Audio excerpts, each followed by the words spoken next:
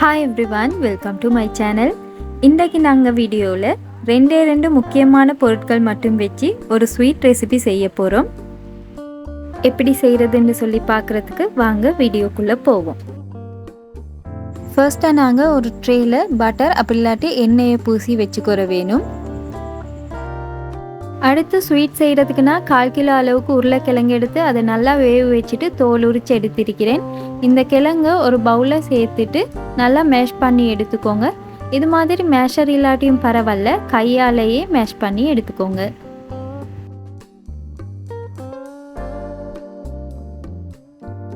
அடுத்து 300 கிராம் சீனியை உருளைக்கிழங்கோட சேர்த்து நல்லா மிக்ஸ் பண்ணிக்கோங்க. கப் அளவில் பார்த்தோம்னு சொன்னால் 1/2 கப் அளவுக்கு சீனி எடுத்துக்கோங்க. உருளைக்கிழங்கையும் சீனியையும் நல்லா மிக்ஸ் பண்ணினோன்னு சீனியெல்லாம் கரைஞ்சி இது மாதிரி தான் இருக்கும்.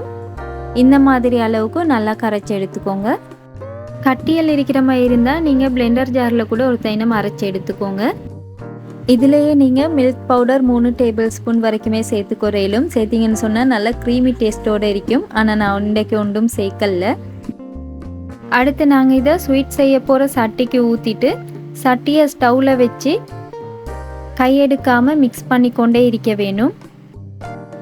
அடுப்பை லோ ஃப்ளேமில் வச்சுக்கோங்க, இல்லாட்டி டக்குன்னு சொல்லி அடி பிடிக்கும். ஒரு 10 நிமிஷத்துக்கு பிறகு பாருங்கள், இந்த ஸ்வீட்டை கலரும் மாறி இருக்கும், அதே நேரம் லேசாக கொதிக்கிற தன்மையோடையும் இருக்கும்.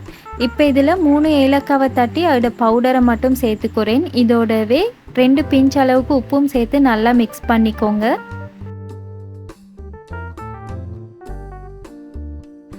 இப்போ ஒரு 20 நிமிஷத்துக்கு பிறகு பாருங்கள், சட்டியில் ஓரத்துலலாம் ஸ்வீட் ஒட்டின மாதிரி இருக்குது. இப்போ இதில் நான் ஒரு ட்ராப்ஸ் அளவுக்கு எல்லோ ஃபுட் கலரிங் சேர்த்திருக்கிறேன். இது தேவையில்லாட்டி நீங்கள் ஸ்கிப் பண்ணிக்கோங்க, நான் ஒரு கலருக்காக வேண்டி சேர்த்துக்கொண்டேன். இந்த வீடியோவில் காட்டுற மாதிரியே இது மாதிரி ஒரு அளவுக்கு பதம் வந்ததுக்கு பிறகு இதில் 1 டேபிள் ஸ்பூன் அளவுக்கு பட்டர் சேர்த்துக்கோங்க. பட்டர் சேர்த்ததுக்கு பிறகு நாங்கள் மிச்ச நேரம் மிக்ஸ் பண்ண தேவையில்லை, 1 நிமிஷத்துக்கு மட்டும் எல்லாத்தையும் நல்லா சேர்த்து மிக்ஸ் பண்ணிக்கோங்க. இப்போ பார்த்தீங்கன்னு சொன்னால் சட்டியில் எதுவுமே ஒட்டாமல் இந்த ஸ்வீட் எல்லாமே ஒன்றா சேர்ந்துருக்குது. இப்போ இதை நாங்கள் பட்டர் பூசின தட்டில் போட்டுட்டு லெவல் பண்ணிக்கொற வேணும். இந்த ப்ராசஸை கொஞ்சம் குயிக்காகவே செஞ்சுக்கோங்க, இல்லாட்டி லெவல் பண்ணுறதுக்கு எங்களுக்கு கஷ்டமாக இருக்கும். இது மாதிரி லெவல் பண்ணி 5 நிமிஷத்துக்கு போகிறோம். உங்களுக்கு எந்த அளவுகளில் பீசஸ் வேணுமோ அந்த அளவில் வெட்டி வச்சிருங்க. நல்லாவே செட் ஆகிடுச்சின்னு சொன்னால் சாப்பிட்ற அளவில் தான் இருக்கும், ஆனால் எங்களுக்கு தேவையான சைஸில் பீசஸ் வெட்டி எடுக்கிறதுக்கு கஷ்டமாக இருக்கும். அதனால் உங்களுக்கு எந்த அளவில் தேவையோ அது மாதிரி வெட்டி வச்சுக்கோங்க. இப்போ இதை ஒரு 30 நிமிஷத்துக்கு அப்படியே வச்சிருங்க, நல்லா செட் ஆகி வரட்டும். 30 நிமிஷத்துக்கு பிறகு மேலால் லேசாக வெட்டிட்டு எங்களுக்கு பீசஸ் இது மாதிரி வேறையாக்கி எடுத்துக்குறையிலும். மேலால் இது மாதிரி ஹார்டாக இருந்தாலும் உள்ளுக்கு நல்லா சாஃப்டாக இருக்கும், எங்களுக்கு லேசாகவே உடைச்சிக்குறவும் மேலும்.